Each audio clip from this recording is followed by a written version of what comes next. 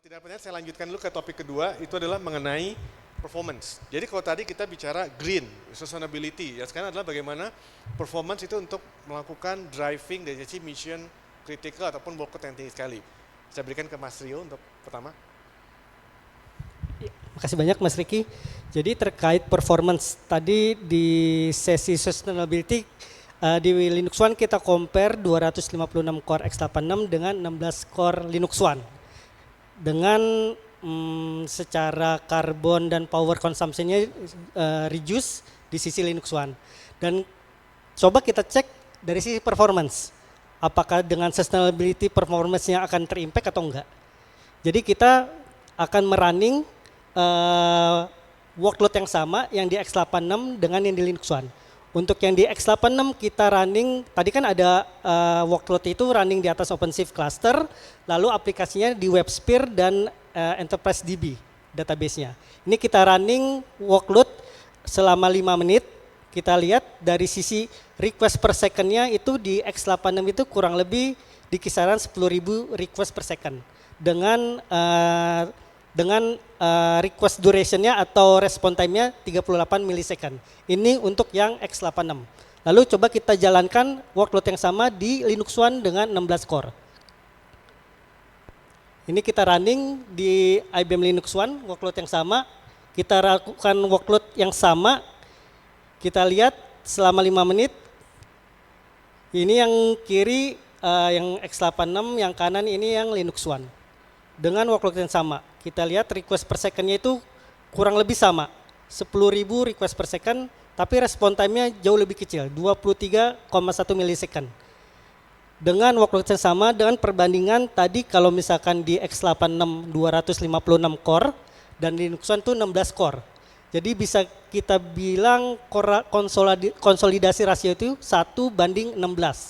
Jadi 1 core Linux One itu setara dengan 16 core x86. Dengan respon time jauh lebih besar, jauh lebih baik. Respon time-nya di Linux One 22,1 millisecond, sementara di x86 35,3 millisecond. Dengan tambahan yaitu tadi power consumption-nya jauh lebih kecil dan karbon emisinya juga jauh lebih kecil. Sehingga energi saving-nya itu 76,25%. Jadi masih konsisten Mas, sustainability reduce, performance jauh lebih baik. Dan kenapa bisa kayak gitu? Nah ini teknologi di balik Linux One-nya. Jadi kalau kita lihat dari sisi clock speed CPU, clock speed-nya Linux One itu bisa dibilang jauh lebih besar dari x86. Itu di 5,5 GHz dari clock speed-nya. Dan satu sistem Linux One itu bisa sampai 208 core. Jadi kalau tadi perbandingannya 1:16 ya berarti 208 kali 16. Lumayan banyak ya. Dan itu dari sisi prosesor. Lalu juga dari sisi cache memory. Kita bisa lihat cache memorinya di Linux One itu sampai level 4. Level 1 dan level 2 itu hardware cache memory itu 4 sampai 8 kali cache memory di x86. Sementara untuk level 4 itu up to 8 GB cache memory. Jadi cukup sangat besar. Lalu juga dari sisi I/O juga dia juga dilengkapi oleh SAP core atau itu sebagai offload untuk I/O processing. Jadi punya core sendiri untuk melakukan I/O processing. Lalu yang berikutnya terkait memory based virtual network. Jadi tadi kan konsepnya dalam satu sistem Linux One itu kita bisa bikin sampai 85 LPAR atau setara dengan 85 bare metal lah. Jadi 85 bare metal itu bisa kita koneksikan tanpa no physical koneksi. Jadi menggunakan memory virtual network namanya. Jadi secara latensi respon time jauh lebih baik. Lalu yang terakhir on chip accelerator. Jadi di dalam prosesornya itu ada accelerator buat enkripsi, kompresi, dan yang terakhir di Linux One 5 itu ada on chip accelerator for AI. Jadi ini teknologi di balik tadi kenapa kita lihat performasinya jauh lebih baik daripada x86. Kira-kira seperti itu Mas. Oke Mas Rio, tadi disampaikan ada satu core dari sisi Linux One itu bisa menghandle kurang lebih 16 kali ya. Satu core Linux One ya, betul. 16 kali di x86. Bisa di sharing nggak Mas atau disampaikan secret recipe kenapa bisa performance tinggi sekali dibanding dengan x86 arsitekturnya? yang membedakan dengan x86? Oke, baik. Secara arsitekturnya, kalau kita ngomong x86, contohnya Intel prosesor lah Mas ya. Jadi secara arsitekturnya sangat berbeda antara x86 yang Intel based prosesor dengan Linux One yang kita bisa bilang inheritance dari server IBM mainframe. Jadi secara hardware ini merupakan hardware IBM mainframe, tapi khusus untuk operating system Linux. Jadi kalau ngomong mainframe, mungkin kita udah pada tahu ya dari sisi performance, high availability. Jadi feature-feature itu inherit ke IBM Linux One mesin. Jadi dari sisi core-nya juga sangat tinggi, clock speed-nya, cache memorinya besar, lalu dia punya I/O processing sendiri, jadi tanpa membebani core main core-nya tadi. Dan itu yang membuat tadi secara konsolidasi bisa 1:16, tergantung dari sisi workload-nya juga. Kita bisa lihat ada customer yang misalkan untuk yang high utilisasi performance itu didapat bisa 1:6, 1:8, balik lagi ke workload yang dikonsolidasi gitu Mas. Oke, baik, dengan kata lain, dengan Linux One itu kita bisa menghandle ratusan bahkan mungkin ribuan workload. Betul. Dalam satu sistem. Dalam satu mesin. Satu mesin ya? Yes. Satu mesin. Oke, baik. Mas Yosia, gimana dari sisi power, performance-nya? Oke, kalau melihat dari sisi server power, kalau ngelihat kayak gini kan, waduh Linux One tinggi banget ya. Emang kakak kelasnya server power gitu ya. Karena Linux One emang, kalau tadi Mas Rio bilang kan Linux One itu adalah inherit dari mainframe. Nah, kalau dari mainframe ya emang kakak kelas lah. Server power ada, kita kencang, tapi memang adik kelasnya dari Linux One atau mainframe. Nah, tapi kalau misalkan dari sisi server power sendiri, nah kenapa server power sendiri performance-nya kencang, tapi jangan dibandingin sama Linux One ya. Nah, kita lihat dari sisi sininya. Ini yang ada di dokumennya kita.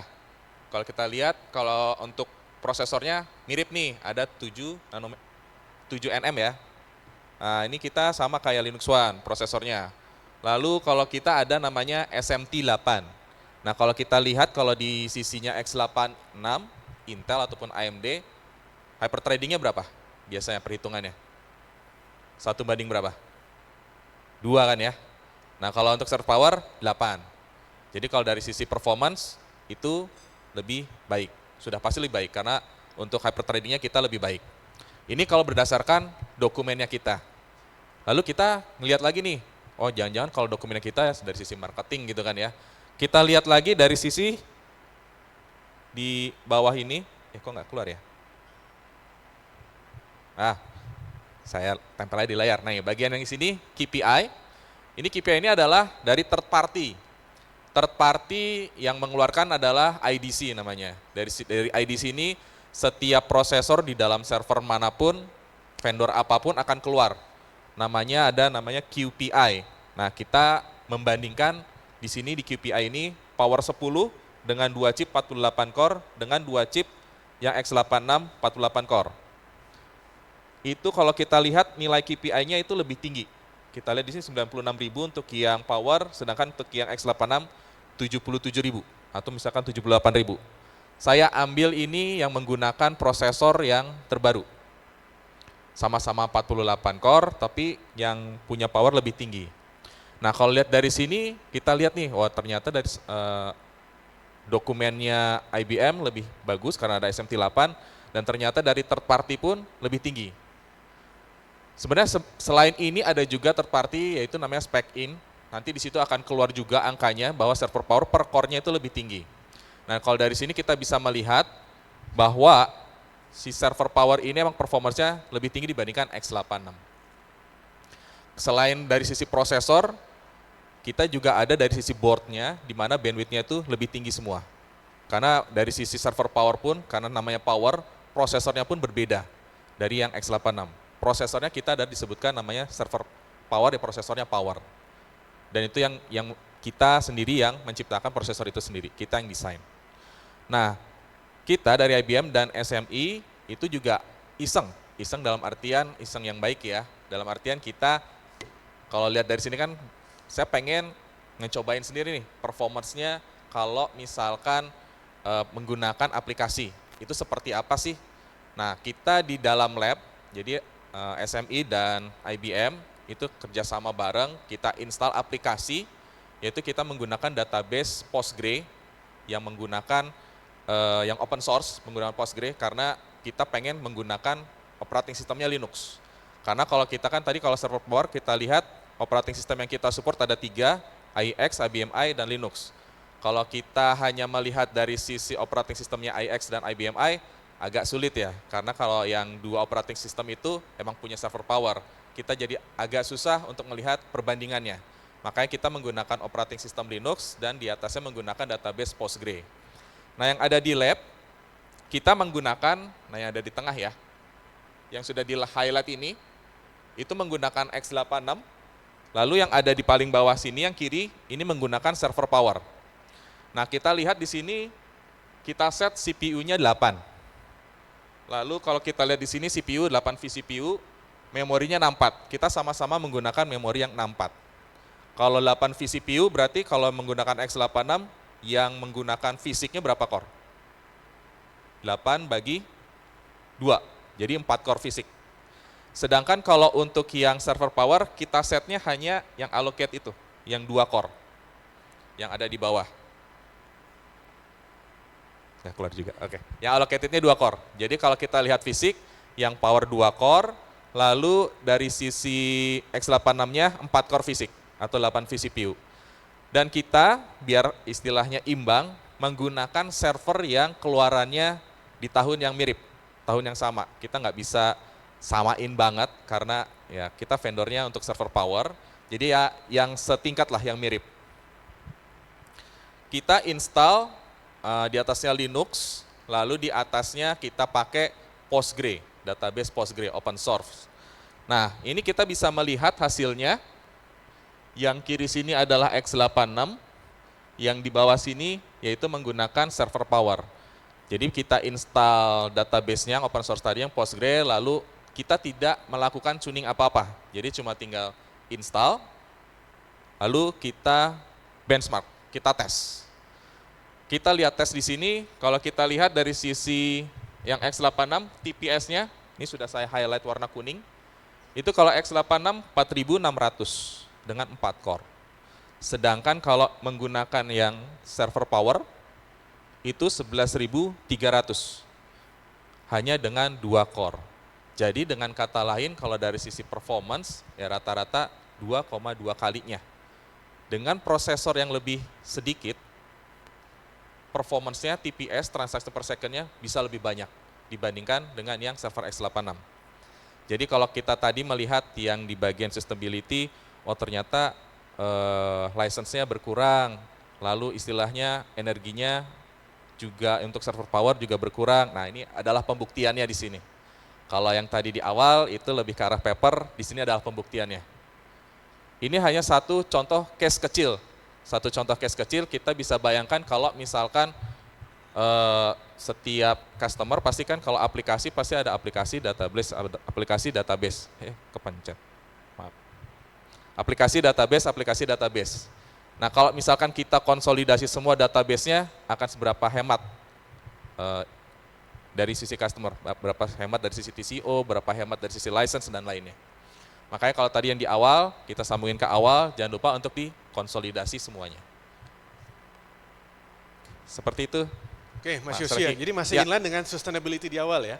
Ya. Dengan consumption yang lebih kecil, tapi performance jauh lebih tinggi. Lebih tinggi, betul. Oke, sangat menarik sekali. Nah, ini challenge buat Mas Heru. Oke. Ya, terima Karena kasih. kalau kita lihat dua topiknya adalah mengenai compute atau server. Kita bicara performance untuk akselerasi data. Si storage gimana Mas Heru? Oh, siap. Performance-nya gimana Mas Heru? Oke. Jadi saya menambahkan sedikit yang Mas Yosia lakukan demo ini di kantor IBM dan storage-nya juga menggunakan flash system yang seperti yang ini udah nongol, ini adalah tipe disknya. Nah ini saya udah mulai nongol nih merahnya. Ini disknya. Kalau kita lihat di dalamnya, ya kita lihat yang kiri bawah itu adalah modul-modulnya dan yang kanan ini adalah disk flash, tapi yang komoditi. Komoditi itu yang buat juga bukan IBM, yang buat Intel, yang buat Samsung, yang buat Samsung, dan yang kiri adalah IBM arsitektur. Dan di dalamnya ini ada kontrol logiknya yang bisa ditambahkan seperti tadi ada tools untuk mendeteksi ransom detection by IO-nya di dalamnya. Dan kalau kita lihat benar-benar tidak ada, misalkan di kompres pun tidak ada penalty dari sisi IO. Jadi dari sisi performa tidak usah khawatir, walaupun dari sustainable itu bahwa dengan compression itu kita bisa menyimpan lebih banyak datanya, tapi tidak usah khawatir terhadap performanya. Bahwa dengan compression ini, karena ini sudah menggunakan hardware based compression dan juga encryption. Kalau Bapak cek, biasanya di tetangga itu proses compression atau mungkin encryption itu masih dihandle sama controllernya. Sehingga controller itu memproses compress, uncompress, encrypt, decrypt. Nah, itu akan memberikan overhead terhadap controllernya. Mungkin itu Mas Eki untuk performanya. Jadi dalam kata lain, kalau kita bahas ini mengenai performance, itu adalah dari sisi IBM Storage, selain menjamin dari sisi sustainability tadi dengan adanya green environment yang disupport, yang kedua adalah performance, dan dengan dedicated proprietary IBM Flash Core Module ini adalah, ini membedakan dengan tetangga Mas? Tetangga sebelah. Iya, betul. Dan yang menarik adalah tadi kalau kita lihat bahwa di dalam storage, teknologi terkini tidak hanya di IBM, di merek lain adalah ada teknologi compression, reduction, encryption, dan seterusnya. Dan itu tidak mempengaruhi kinerja dari si storage. Betul, itu akan mempengaruhi sekali kalau tidak dihandle sama hardware base. Oke, jadi memang di sini kita memiliki dedicated hardware atau chip yang untuk menghandle dari sisi data reduction. Betul, Mas Betul, Heru? betul. Oke, Betul sekali. makasih Mas Heru. Sama-sama. Nah, kalau kita lihat tadi bicara topik mengenai performance dan juga adalah dari sisi Linux One, power, dan juga adalah storage, apa yang bisa dijamin dari sisi IBM ini untuk memberikan performance ini? Garansi seperti apa? Mungkin Mas James bisa menjawab, gimana nih performance-nya digaranti seperti apa?